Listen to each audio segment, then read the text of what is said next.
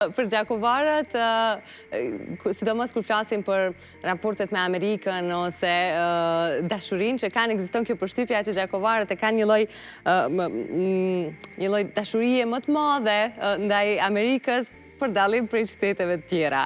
A ekziston kjo me të vërtetë? Kisha desh me besu që përshtypje kështu në kisha desh me besu që këtë Kosova e ka ato, por nështë ka të bëjë edhe elementi patriotik i komunës Gjakovës, nështë gjithmonë që i ka afru aleat tonë, dhe nështë ajo lunë rëll.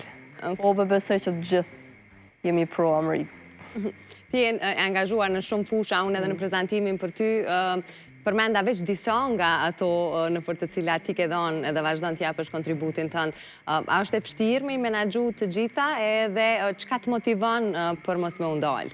Me i thonë vetës, okej, le ta stopoj këtë angazhim për pak kohë, të mirën vetëm me një ose me dy. Faleminderit për pyetjen. Është shumë e rëndësishme për secilin person të rritën me pas një lloj, në anglisht i thonë thirrje ose call, në farë mënyrë thirrje.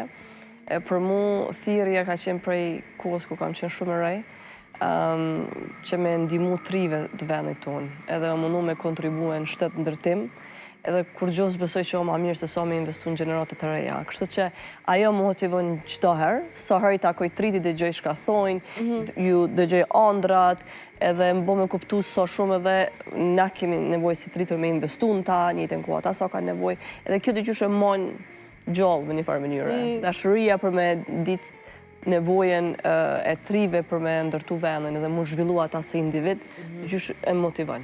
Ti tashme je në krye të një prej organizatave më të vjetra në botë, që është jashtëzakonisht fat për gjithë të rinjët dhe jo vetëm që ka një përfaqësi të saj në Kosovë, në cilën ti je në krye të YMCA-s.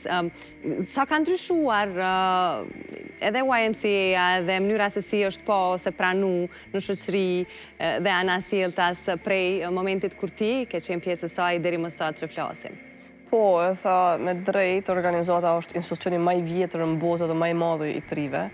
Vetë fakti që YMCA e përfaqëson zonën e trive të botës në Kombet Bashkuara, do të thotë ka ulse permanente, të përhershme, që i këshillon shtetet anëtare të UN-it për investimet në rini, lidhur me shtetet e tënde, tregon pozitën strategjike, po edhe ndikimin e madh në botë.